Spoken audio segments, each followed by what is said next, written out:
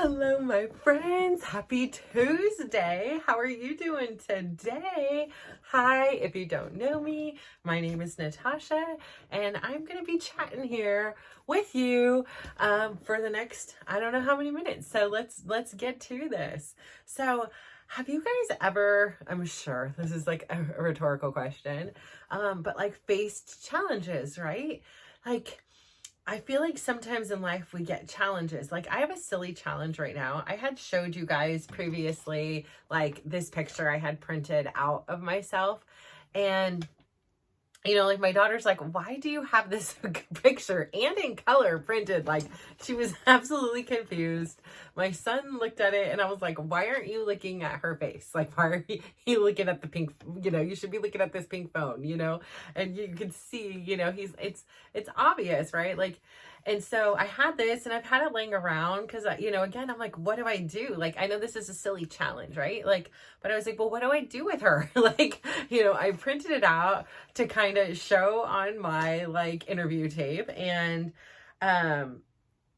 like I said, I then went on this like little emotional kind of like healing journey where I've gone back in time. I know I tell you it sounds wonky tonky as hell. I get it. Like I may lose you right here. And if I do, like me 6 months ago would have been straight with you, and for the rest of my life I'd be like, listen, this girl's kind of cool and all, but she all talking about going back and talking to her past versions of herself, and like I'm not sure if she has multiple personality disorders or really what's going on. But if you know, like if you've ever had this opportunity, and I don't know what part of your journey you need to be on to get to this part. Like I didn't foresee this coming at all, where like suddenly one day I just had this compulsion to like almost like go back in time and go back in the room with me when I was like a little girl and she was just alone and hiding in a closet. And I just went in and like sat with her, gave her a hug. Like, it hasn't been anything, but I think it's just like, it's given me this opportunity to see the world from the eyes of me at that age and the eyes of me, what was I going through in that moment, and to kind of have this like sense of healing and this sense of telling, myself like the things that I wanted to hear, like, if anything else, if nobody else, which isn't obviously true, but like I love you. I am proud of you. Like whatever you did today, whatever choices you did today, set us up for like, set me up, like the me that's born, that woke up this morning. It set me up for all the success that I have had, and all of the challenges I've faced. There has been a different version of me. So like I was saying yesterday, it's almost like each day we're reborn a new person, because I'm very different than I was yesterday. And that was only a few hours ago, right? But I've changed, I've grown, I've learned new things. I've had new concepts. Like I've continued like the legacy that this girl started, and I, go to the gym, and it's so much easier for me now. Like it is so easy for me to walk in that gym. This girl had no courage to park in a gym parking lot, let alone walk in the door. And I'm walking like a dang own the place, don't care, like but it hasn't always been that way. There was a major challenge. I didn't feel like I fit in the gym. I didn't feel like I knew what I wanted to do in the gym. Listen, I didn't even want to be in the damn gym. I had no desire. I imagined the gym as just being boot camp, torture, weight machines, cardio machines, just unkind people that were just trying to make themselves look better so that they could take a selfie. And like I had this whole story of what the gym was in my mind, and I didn't fit into this at all.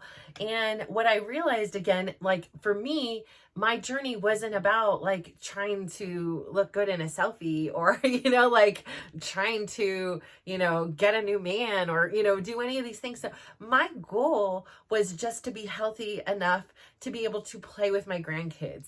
My goal was to be fit, like to become whatever that means to me, is having the courage to each day get up and do something that is healthy for me. And so when I realized that they had these things like dance fitness, and I knew that there was like Zumba, but again, you watch it on TV or you watch, and it's very fast paced. And this girl, she ain't moving fast paced. I'm telling you, it was not possible. And so, she's been lurking around around the room here in different spots, and I'm kind of trying to find a home for her because, I think a lot of times we think about fitness and we think about like the before and after. So here's the before, and that's shocking. And ironically, because I was just taking pictures, I then pulled up on my phone, like I was like, well, I want to kind of, let's see this before and after. And so I was looking at it and I like bust into tears because again, it was just this like almost like chronological version of what had happened. And I'm really grateful because I didn't take a lot of video or any really video of myself, but I did take a few photos of the journey. And again, like I said, there had been different times throughout my life where I had, got the courage to, try something new to regain my health again.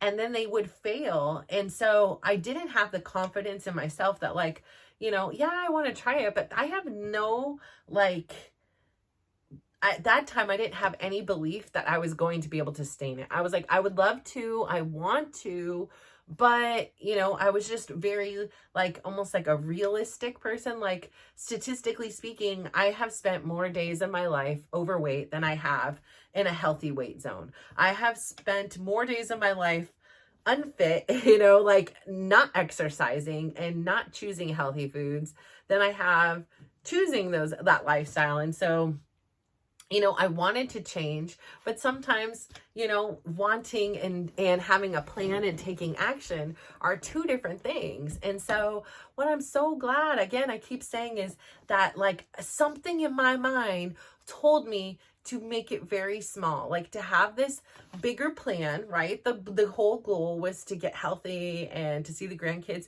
And so none of my kids are married or, I mean, not that it mattered for me, but like at the very minimum, I've got 10 months, like I got 10 months to get there. So there was no like hurry. It wasn't like I was trying to lose weight like I had previously to go on a trip or, for some occasion or gathering or something like that. So like this short, like, burst of like a certain time frame for something else, right? It was to look good on my trip, to look good at a reunion, to look good at a wedding or whatever it was. Like those were just not sustainable enough. But finding this, like having this goal of it being a lifestyle change, and it was like all the difference for me. And then again, like I said, just having the goals be super, super small. And the smaller they were, the more achievable they were. And with each achievement, I just grew stronger and stronger and more confident. And I'm not going to say that there weren't days, like it is painful, right? Because, everything I do at this size hurts. Like, there were times I almost blacked out from doing 5 squats. And I'm literally not joking. I remember 5 squats. I don't think I was very deep in a squat. I know I wasn't very deep in it, but like I literally saw white things. I like literally had to be like, okay, wait, whoa, I need to stop right now. Like your body is just very, there's a lot going on in there. And so I'm trying to find a place, and like having that before and after actually was like, again, here, I'm going to surprise you guys. It like actually like was like that, like, like when you see, I would imagine your daughter walking down the aisle when she's getting married, or, your kid when they're about to graduate. It was just like that, like I like audibly gasped and cried because I never, I don't really compare. Like I'll go back and look at this on my phone on a day if I'm like struggling, if I start to have any kind of like, doubt that what I'm doing is working, or if I ever have any kind of like, oh, I hate this little part of my stomach still, like I used to physically go back to this, but now this girl is embedded in my mind, and so I go back to her and I was like, what would this girl say? Like, come on, give me a break. If all of a sudden she had a crystal ball and she saw what you look like now, she would be like in tears. She'd be high-fiving you. She would be like, we did it. And so, I think it's only fair to, think about it like that. But I had never done like an actual kind of like side by side thing. And so I had one of me on my phone, and then I had here, and I was like, oh, and I did the whole like gasp and kind of cry thing. Cause it was just like, wow, like that is a lot. Like every day I decided to grow, and there were challenges and there were mistakes when I overworked out or pulled muscles or, didn't refuel properly, wasn't eating enough, was eating too much, was, eating yucky foods or eating not too much bird food, and so it's been this adaptability, but I had this vision, right, in the first place, this big broader vision of like having health, but then I kind of took it down and made like little micro small goals. And I think that was such a difference in my life. And I say that in redundancy, right? I know you guys are like, okay, you've said this 55 times, but I say it because this strategy is applicable to anything. Like here I'm showing you, I was able to do it with my fitness, my health, my weight loss. But it's been applicable in many different areas of my life. It's the same thing. Like you have this broader vision, right? Like this bigger goal. And we're shooting for the moon, we're shooting for the stars, but then that's not like the first thing. It's like baby steps. Like, okay, here's the big goal. We still want to see that, but like, what's the first step? Like, let's, like here, if I, want to say, oh, I want to be a motivational speaker or an author or a content creator, like, but yet I've never recorded anything or done any research or, established a YouTube or any of these kind of things. Like, you kind of have to take those smaller steps in order to get to that big goal, but you still have that big goal in process. And then things happen along the way. You start it, maybe what you think it's going to be about, it changes. Maybe you start it and you realize, actually, this isn't my passion, and you switch to something else. But like, this is a part of the journey, right? Like the growth happens in the day-to-day. The growth doesn't happen in the before picture and then my after picture. No. That isn't. And this isn't even the end, the like after picture. This is not the end of the story. I'm still just in the middle of my journey here. I'm telling you, I'm living to 107, right? So I got a lot more years. I got 60 more years to go at least here. And, so I say all that to say, like, the challenges and the journeys are really where the beauty of life is, and where we develop our character and where we learn the most valuable lessons. So like, what character building moments have you guys had today? Like, I feel like it's been an interesting week for me, because it's been this hybrid of like, go, go, go. It's been really like almost like a rebalancing, where like this morning I woke up extra early in order to, I just had this inclination. I really wanted to do more meditating this morning. And I usually do 5 minutes. If I have a lot of time, I'll do 10, because again, I'm starting slow. I'm not like, oh, we're going to do 4 hours of sound meditation or something like that. Listen, no, I don't know. But today I was like, I would like to do one guided meditation, and I would like to also do one with just sound. I don't want to hear anybody's voices or talking. I just want to be in silence in my. And I was kind of afraid, because I was like, 15 minutes. I don't know if that's going to like make me sleepy for my day. Like it's like, it's not like this rejuvenate, it's not what I picture as like a rejuvenating thing in my mind. It's very like calming and relaxing and things like that. However, today I felt like I had such like clarity. I felt so like, especially in the morning, I just felt so alive and vibrant. And the only thing different about this morning was the meditation. And so I was like, perhaps something that it had something to do with it. And, again, I'm playing with my different styles, like where I do it, how I do it, like my position, what I'm listening to, because I'm still trying to find like that perfect sauce for me. and what works and what I can keep as consistent. And it will always ebb and flow, because again, like even just with other things, my fitness, my my eating, my schedule, my plans, like things, I have kind of a plan, but it's always like flexible, like even with my kids, I'm like, here's the plan, but I'm always on call. It's just I understand that not everything in life is predictable, and I'm ready for that to happen. Sometimes we make mistakes. Like yesterday, I forgot to take my cold shower. I was like thinking about it. I'm like, I didn't deregulate today, destabilize that, whatever you want to call it.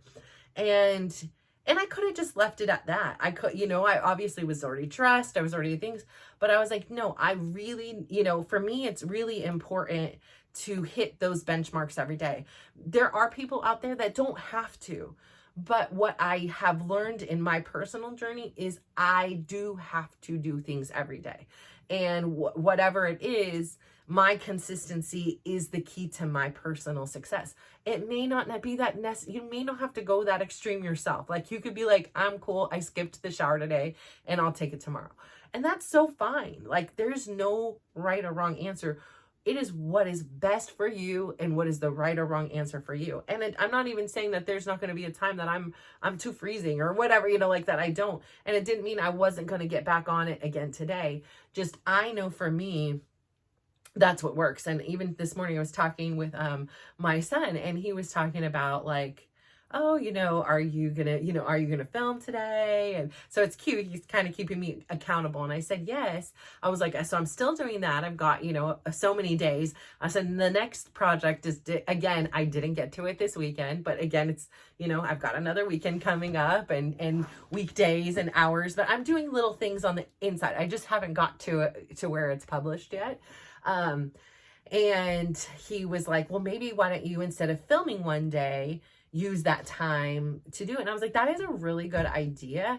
The problem with me is I need to have consistency, and I'm not saying I won't eventually get there, but I was like, that is a great idea, to like just have this time allocated, whether it be filming or editing, and he was like, are you going to go back and rewatch them? And I was like, I really don't think so. I mean, the plan is right now just to like publish them as they are, because again, I could sit there for hours. Like when I rewatch my interviews for the Big Brother and for Survivor, right? I can go back and rewatch them and try to fine tune and try to edit out and be like, oh, I don't like that I said that there. That kind of blurs together.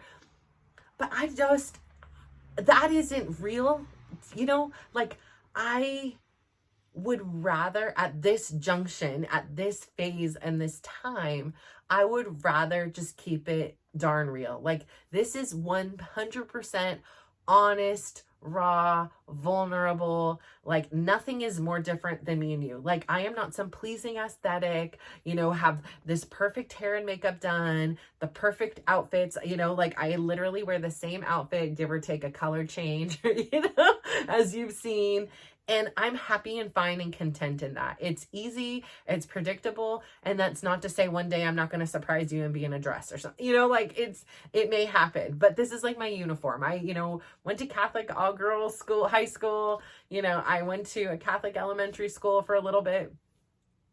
I like a uniform. It keeps it easy. It keeps like again, having to sit here and make decisions and stuff like that out of the thing. It's comfortable. It fits. It keeps me athletic until, like it's easy to be like, okay, got it. I'm going to pop in a couple steps here. I'm going to do this here. Like it makes my day.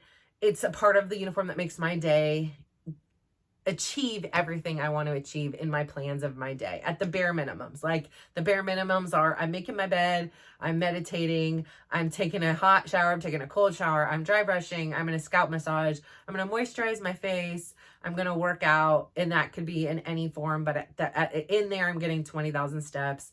And, now I'm integrating the filming into there. So, these are my current like non-negotiables. If I'm sick, if I'm dying, these things are still happening. And within, as long as I can, do these things. But, so yeah, that's super important to me. But I woke up super invigorated, like after doing my meditation. I got out of bed and it was such a good morning. And I just I had this song pop in my head from high school, like that we used to listen to in high school. It was like by Paperboy, and the song was like something about Diddy or something like that.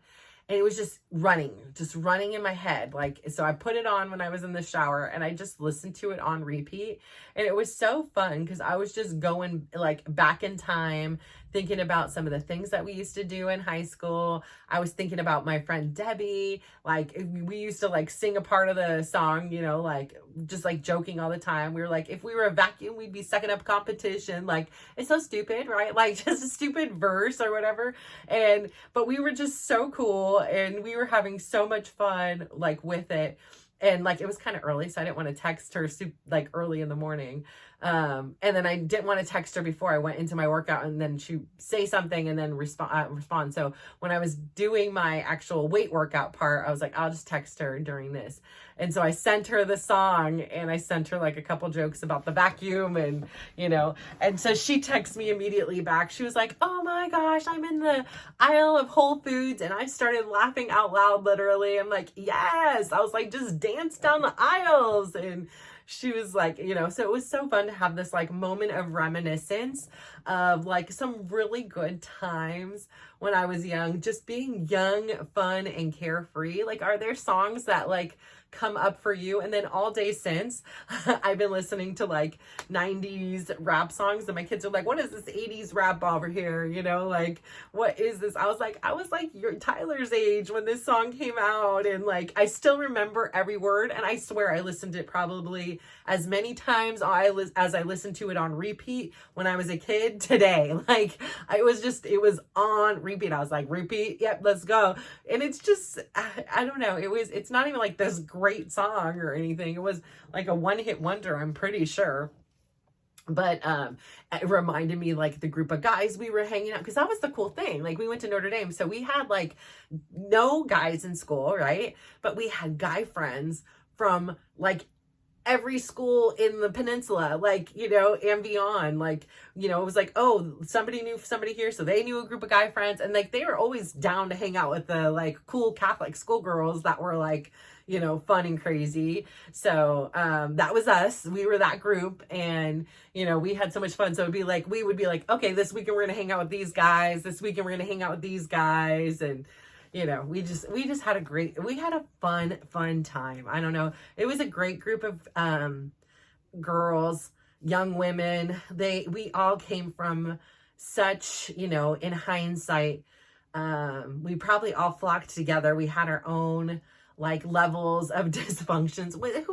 Who doesn't, to be honest? I don't know. If you're super evolved, like, good on you, like that you grew up with absolutely normal life. But like, you know, we had a lot of dysfunctions within our families. And even, you know, you grow up later on and some of the families seemed so like normal. And like, you know, especially for me, I was the only one raised by a single dad. I'm trying to think, was there anybody else in the group whose parents were divorced? I mean, there were plenty that should have been, but I think I was the only one that had divorced parents. Yeah, I was. And then, of course, the only one raised by a dad in our like group of friends. And yeah, it was just great to think about that. Like, do you ever reminisce? Like, do you hear a song and it takes you back to like your high school days, or, you know, takes you back to a certain time? And, you know, it just gives me a lot to reflect on, like how in a way, despite everything that had happened, how many days were just carefree and goofy.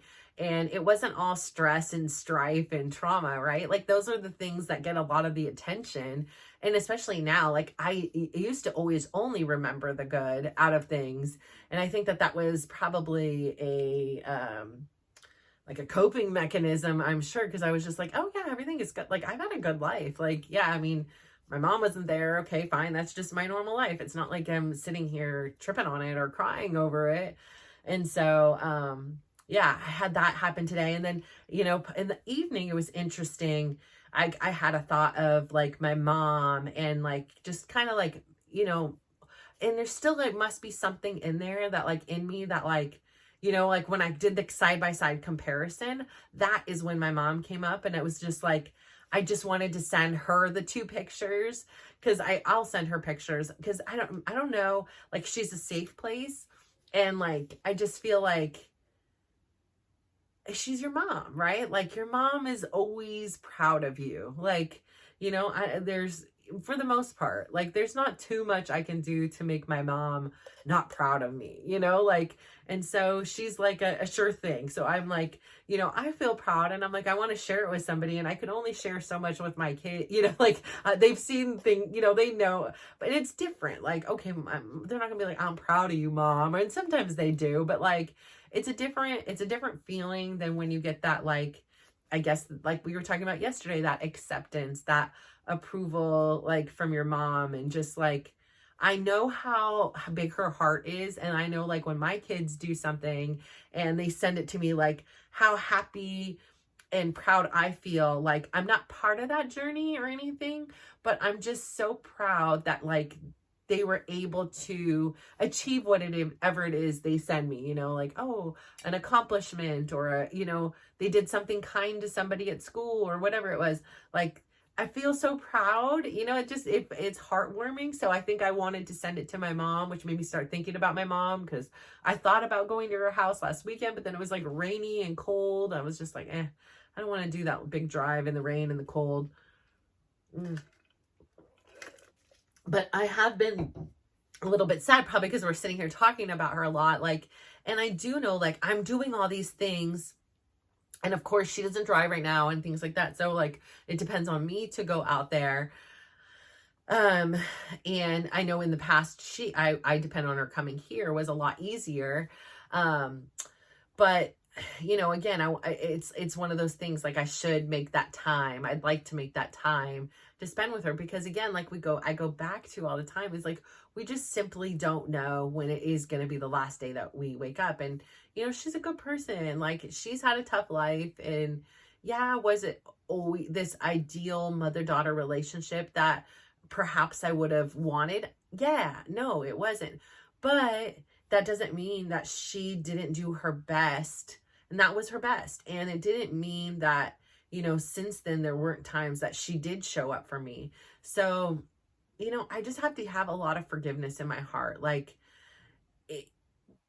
I still need to heal from those wounds. I still need to process kind of the trauma and the effects on me that I kind of just was like, oh, it's fine, it's okay, it doesn't matter, it's this, like, and I don't think that was fully honest with myself. And so I bring it up here on this platform because, I know that there's a lot of people, and it may not be your mom, it may be your dad, it may be your grandparent, it may be somebody else, but I know that there are people that have had similar experiences. And sometimes a parent is physically there, but they're not there emotionally. So, if there's something in this story that, connects with you, like, take it and run, like, I don't know. I think that it's important that we share these things. And I think it's important that you share your story, and that sometimes in hearing other people's stories, it like prompts a memory, or it prompts something, which then takes us in this beautiful journey of being able to go back and heal from that. And, if you go to a therapist or anything, you can work with them. If you have friends that you use or family that you talk with, that's great. Like, use whatever resources are available to you. There's so many things, and you just really don't know what somebody's going through. I have this one of the sweetest ladies, right? One of the kindest people in the gym to me, like, overall, just kind, just kind. She's always smiling. She's kind of quiet into herself, but she has friends and things. Just kind woman. And, we were talking today, and she was talking about how recently she's taken on, she started doing this yoga class. I'm too cheap. I'm going to keep it real, and it's not Javier, so I'm not going all the way to Fremont on a Saturday and committing to this. But it was like a 6-class sound yoga. And I was like, this sounds fascinating. Like, please share. Like, because I said, do you have any plans this weekend? She said, oh, I'm doing a yoga class. And I was like, good for you. Like, that's so good to, like, use different muscles and do different things. And, I told her early on in my journey, yoga was one of my main things. Number one, You didn't have to move much. I was like, so wait a minute. I can do, this is exercise. I could potentially lose weight and get stronger from doing this, and I don't have to move much. Sign me the heck up. And so I did a lot of yoga in the beginning. There were some great ones on YouTube, like Yoga with Bird, Adrienne, Yoga with Adrienne, or something like that. I don't know, a couple other great ones. I really enjoyed that. I really enjoyed the stretch ones as well. Like, so those were different people. I forget her name. There was a girl, I liked her. She was like maybe Colombian or something. I don't know. A little hot tamale. And I liked her stretch. They were pretty good. But I did a lot of those too. And I thought that they were great, like foundationally. And I always encouraged my sons to participate. And my daughter was participating in it herself as well. I always encourage them. And it's like, it's one of those things that if I had more time again, I'd love to incorporate, but there comes a time where like something has to give, and I'm just not ready to give some of the, you know, other things up at this time.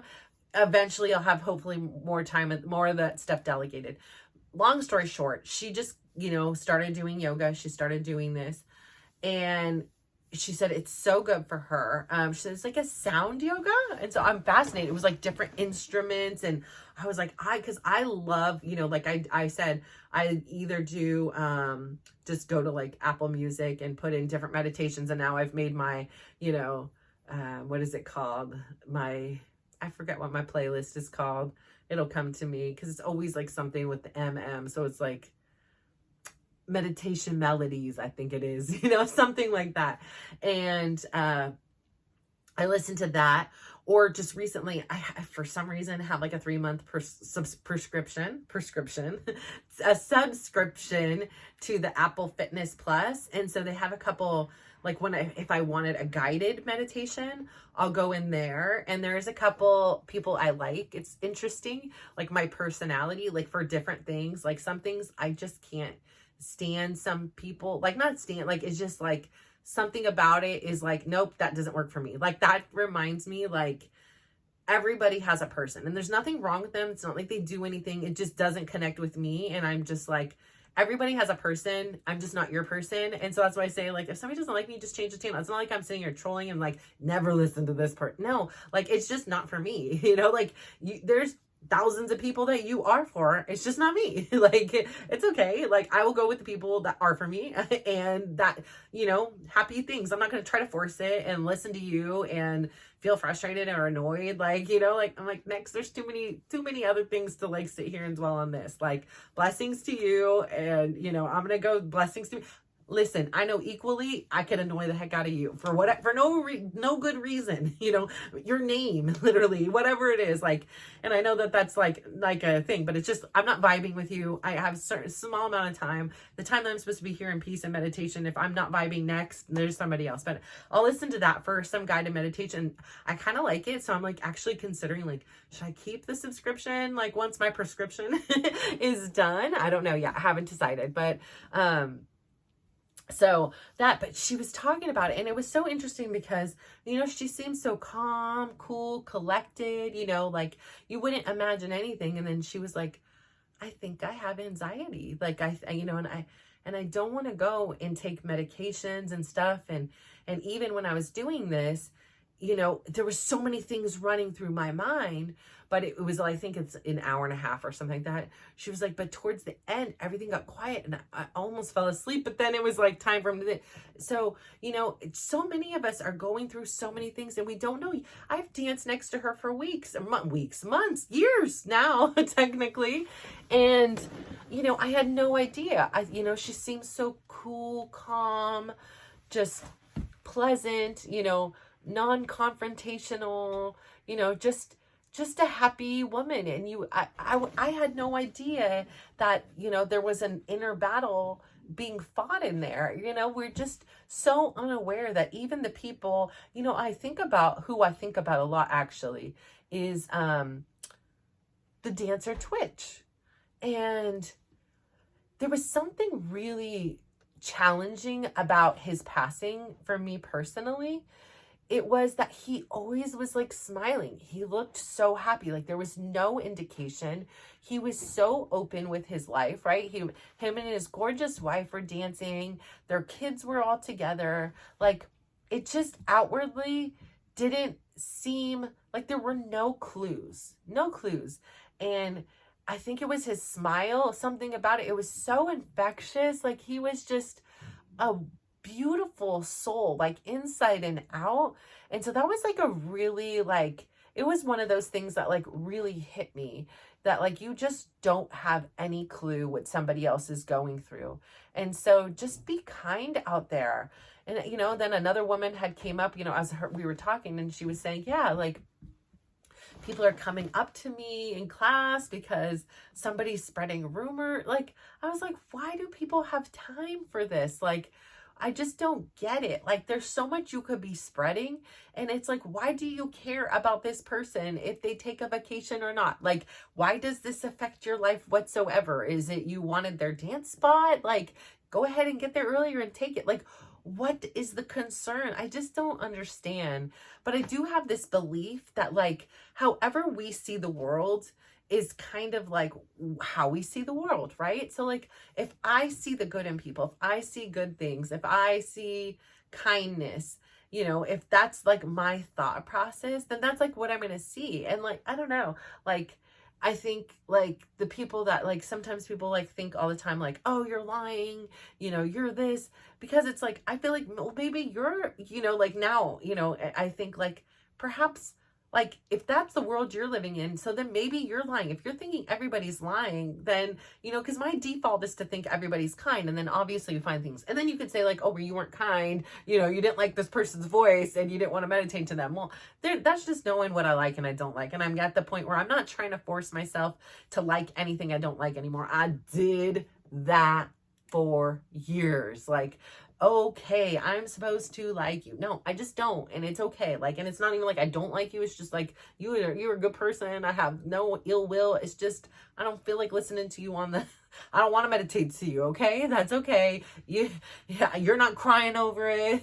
I'm not going on and trolling you. I will never ever. Their voice is annoying, or you know, I don't like the music that they play. I don't have time for that. I don't care. Like it hasn't. They're not asking for my opinion. They're not asking for my constructive feedback. Like, who cares? You know, like move next.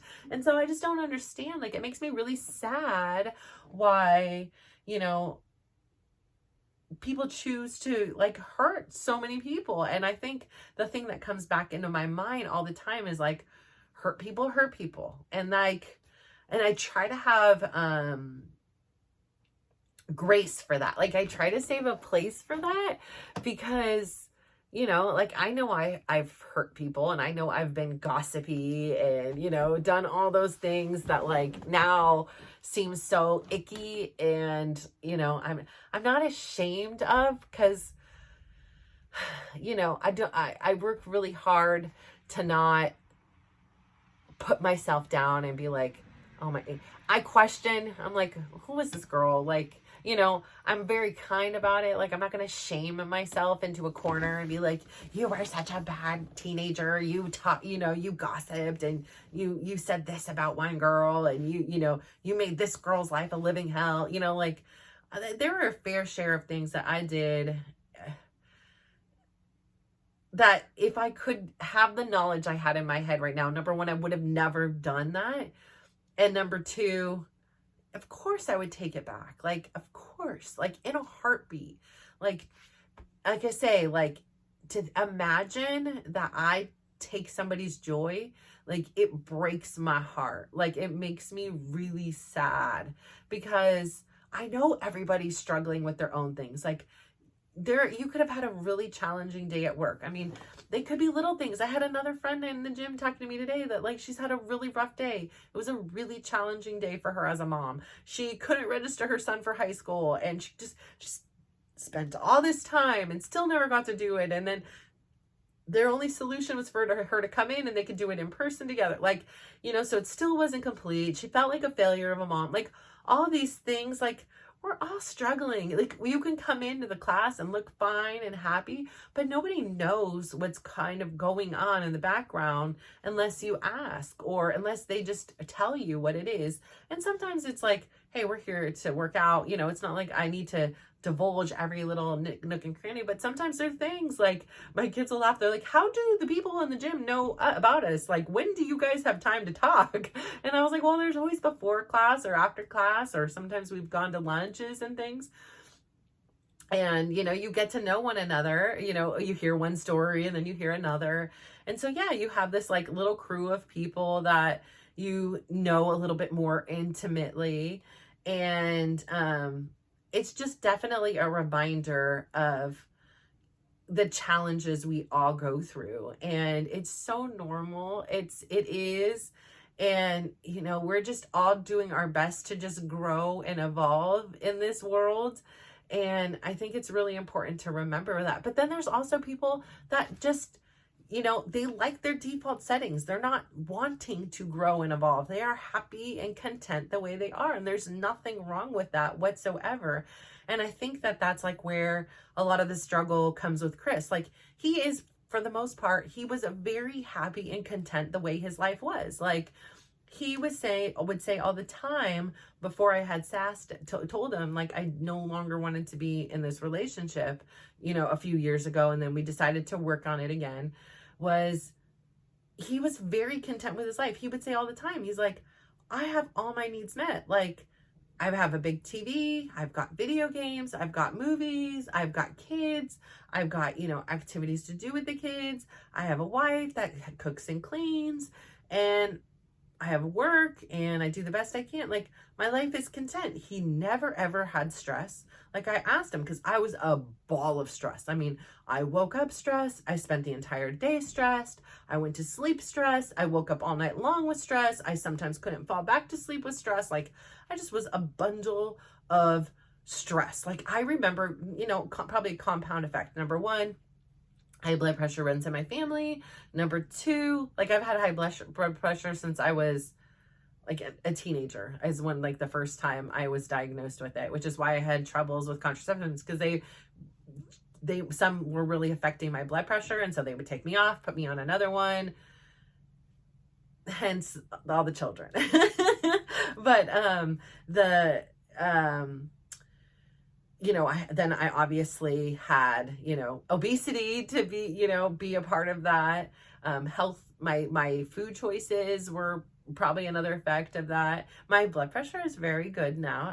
I would just like to share that with you guys. That was also like an awesome side effect. Like, I have absolutely normal blood pressure, and like, that is so cool, because before my thing, I was like hypertensive. Like, it was really bad, and like, I'm not really good with medicines. My body is super, super sensitive to things. So I used to take the blood pressure medicine, and like, anytime I'd sit for longer than like 10 minutes, like if I drove to Safeway and got out of the car, I would nearly faint. Like, I would feel like this woo, woo, woo, like in my head.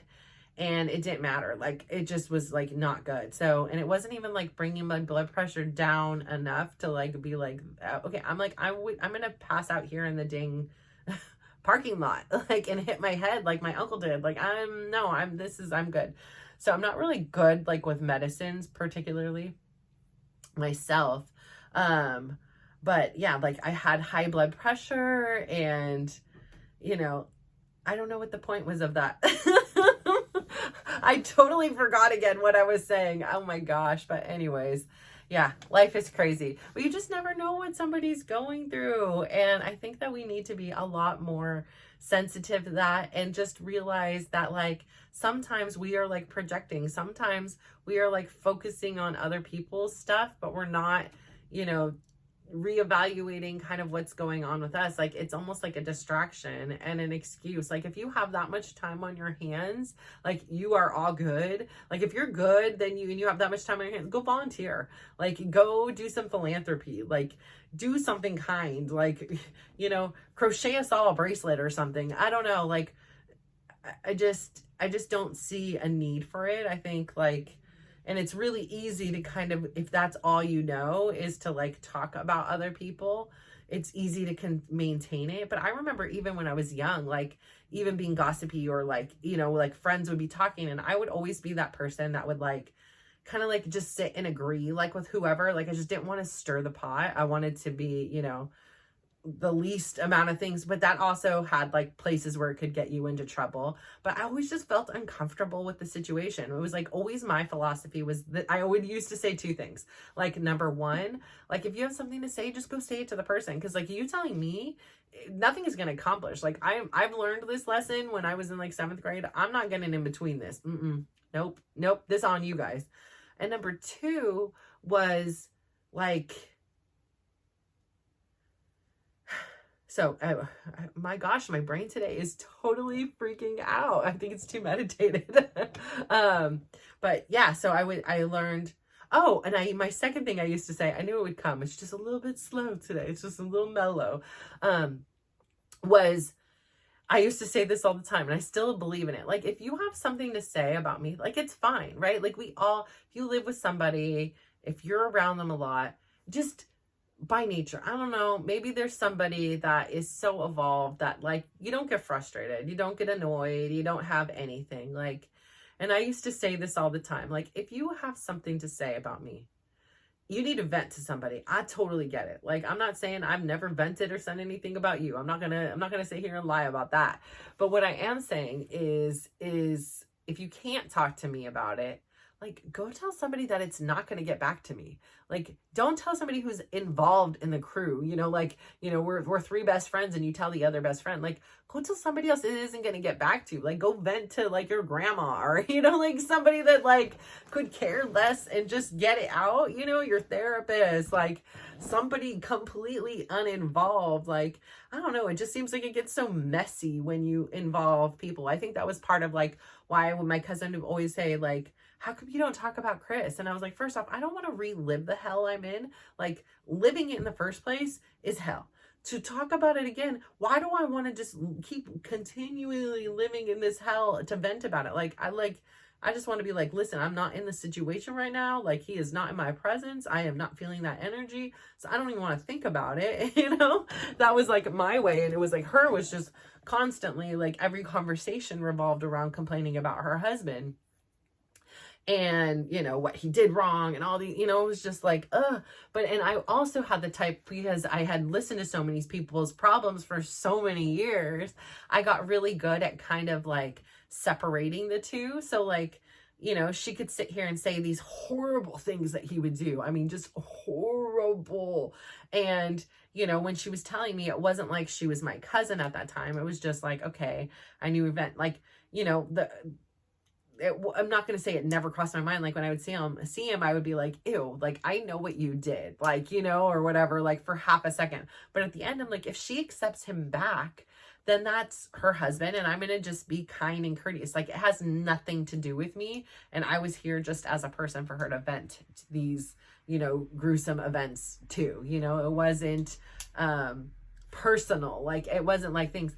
And I think that like I had that ability, but like a lot of the people in my family didn't. So like if I would tell them all the things that were happening with Chris, that I felt like it would make them judge Chris and then maybe not like Chris. And if they didn't like Chris, then they wouldn't want to come on the holidays and it would make the holidays awkward and all these things like that. So I always painted him like this perfect person. Like he was so nice and he was, you know, just everything. And he was like, he did really nice things. Like, I'm not saying he was an absolute monster or anything like that. Like I did, but I just never painted him in any kind of light that had negativity or anything bad about him. So like I didn't give anybody a reason to not like him. And you know, it was definitely like a protective kind of thing for him, but then like also for me, because I still wanted to be involved with my family. And if they don't like the significant other, that obviously puts in this other challenge and thing.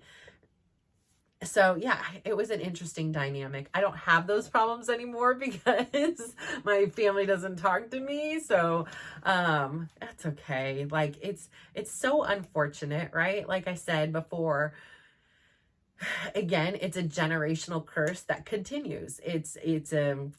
it happened to all of my, my uncles and aunts and my, on both sides of my family.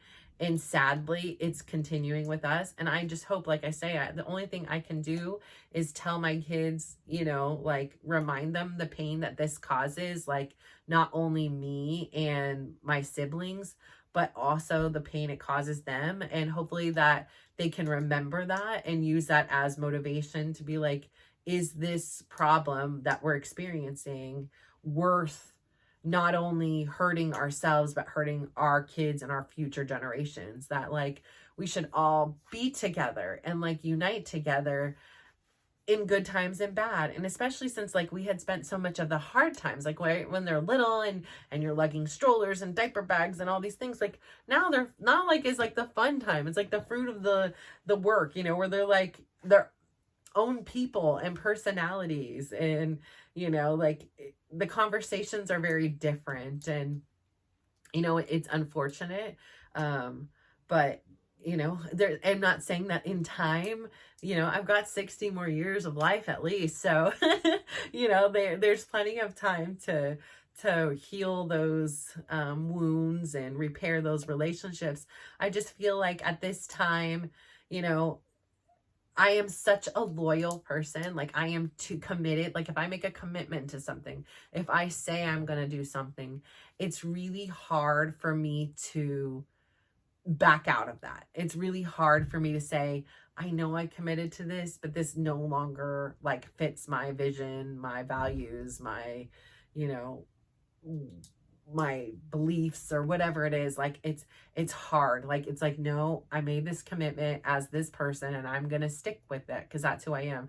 So I'm loyal to a fault. So there is never a thing, I don't think, that like my siblings could have ever done that.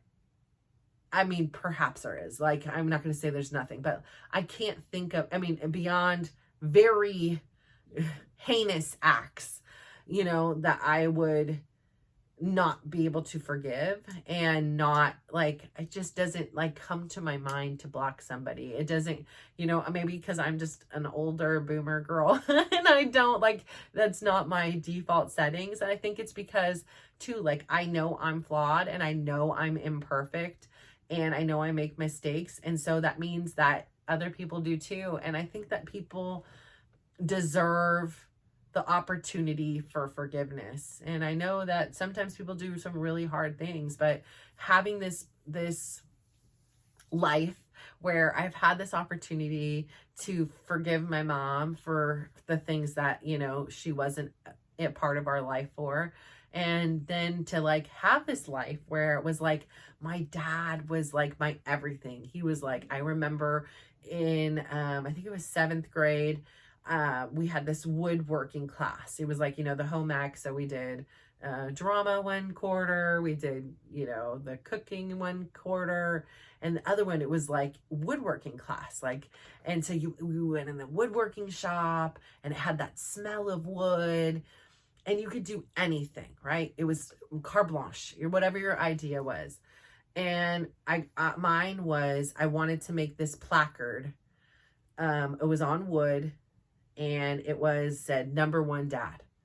And I spent this entire quarter, and it was so hard to get the cuts, like for the pound sign and the way I had did the one and the dad and everything, like, and I just wanted it so perfect. I wanted, like, if one of the numbers or letters like were off, like if my calculations or drawings were off, like, and one was smaller, I'd trash it, do a whole nother one. And you're using, circular saw things and everything.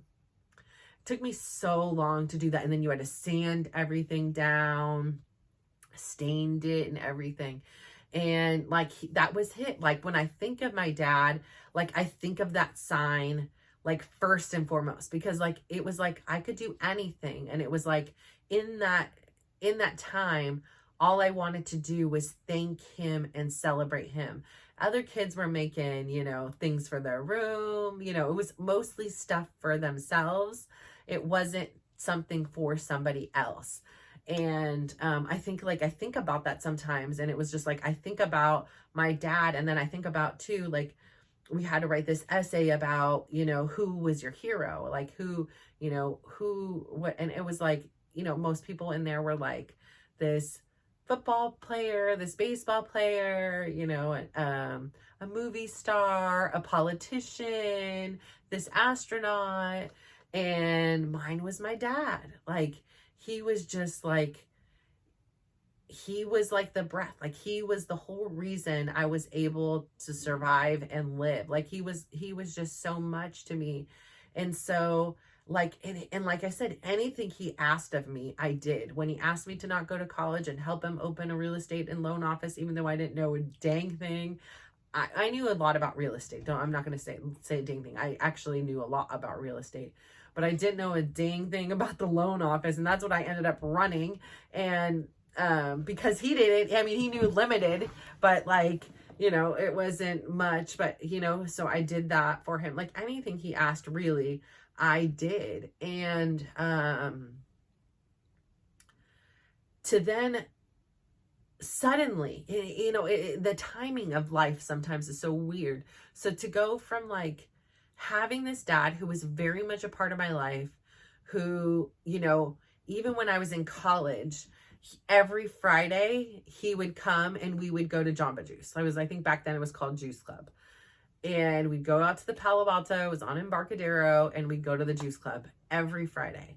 And like, he made such an effort in my life. Like, even when I was like, and I remember like when I was even a teenager and I'd want to go out with my friends and stuff. And like, if he wasn't going out, now suddenly, well, like he would be like, hey, you want to hang out, or, you want to go do something, like, want to go to dinner. And sometimes I'd be like, nah, and then like, but he'd look at me with those sad eyes. So I'd be like, okay, yeah, fine. Like, just give me like 10 minutes, or like things like that. So it was like, he wasn't always available for me, but if he ever needed me or asked of me, I was there. And I kind of, like I said, I've recently made these connections with Chris. I did this same thing with Chris. It just moved from my dad to Chris. Like it was just the handoff of the baton, like you're running a race in track.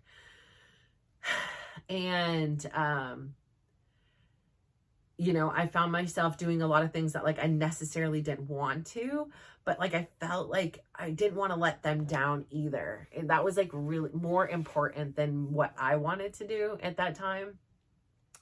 And I didn't really know how to be honest about saying, hey, no, like I actually, no, I don't want to do that, or whatever it is. But to have had this thing where it was like suddenly, like overnight, like I started 1999 with a whole total different plan for my life. And then suddenly it went to like, I met Chris on March 12th. I was pregnant by July 3rd, or I was married by July 3rd. I was pregnant by June. I had a kid by December 28th, squeezed it in, just still born in the 90s instead of the 2000s now. And it was just this crazy life. And then it was like, my dad was such an important figure in my life, to where within that year, and mostly in the 2000, like that year was kind of more transitional. And it was like, I was kind of like doing, every vision I had for my life, to go backpacking, to go do all these things that I had planned and set up, now were just thrown on their head. And I was doing what I thought was responsible. I did not know how to say no. So when Chris was asking me to marry him, like I knew I did not want to be married, but I knew that it was the responsible thing to do and it was the right thing to do. Like, if I was going to have a kid and I wasn't in a position where I could not have the kid, like mentally, I would like, that just was not an option for me. For various reasons, and I don't want to get into that today, but I was not an option for me personally, although I support anybody's choice to do whatever. But with that particular kid at that particular time, there was no other option on the thing. And I was like, I was content. Like, I was just like, I can do this on my own. But then I also felt like, having been raised by a single parent, like I understood that there would be difficulties with that. And I felt like it would be unfair to the unborn child to not even give them a chance to have like this normal, right? This normal family, nuclear family that I had always dreamed of. And so, you know, obviously we get married. But how it like had transition, excuse me, to me having like my dad, to like all of a sudden now me having Chris. And then like, then my dad was like, it got to the point where he would talk to my dad once or twice a year. And it wasn't by like, because that's what I wanted. It was his wife hated me, and for no other reason than the fact that I was born. Like, I didn't do anything to her personally. I just didn't fit into her love story, and nor did my brother. And so she made it abundantly clear that she just had hatred for us. And, you know, my dad, unfortunately, didn't have the courage to stand up to her, because this was his new life and this was his new wife, and you know, that was who he was with all the time. And so that's what he chose and he decided. And I, you know, again, that was like a very hurtful thing. And I remember having a conversation with him early on, and you know, it was very like, he was just very defensive of how like he, you know, his position was, and that like, this is his new life, and you know, like that's what it's gonna be. And you know, it was very hurtful, like, to not be a part of it. And I think what was hurtful too was like, I remember, and it's not a big deal because like in part, but maybe it is because I'm saying it, and then this will be the end of it for the day. But I remember like he had taken me out for my birthday, and this was probably, I think it was like after COVID. So like, this was like kind of recently, because I know like we were in the restaurant with masks, like when we first said hi or whatever. So, you know, it was sometime maybe 21, maybe 2022. So he took me out we went out to a restaurant for my birthday, just him and I. And for some reason, like, he had his phone and he had the lock screen, and the lock screen was his two girls, his other daughters. And okay, that's fine. My lock screen is my 4 kids. Like, that's not abnormal. But there was like something right there in that moment that it was like, nor my brother nor I were in those pictures, right? Like, we're not in the photos. Like, there isn't like a second lock screen and there's my brother and I.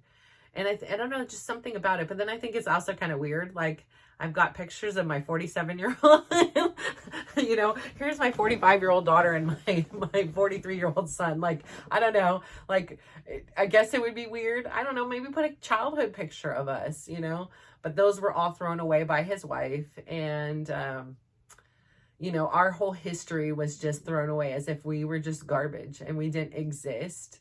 And he, for less of better words, just allowed that to happen. And then, you know, it was one thing when it was her doing it, but then to see like him, like us not included in it, it hurt, but it didn't, because I'm obviously a grown woman and I'm like, that would be weird. You know, I don't have pictures of my dad on my lock screen either, you know, like, but, you know, and it's your own lock screen, do as you choose.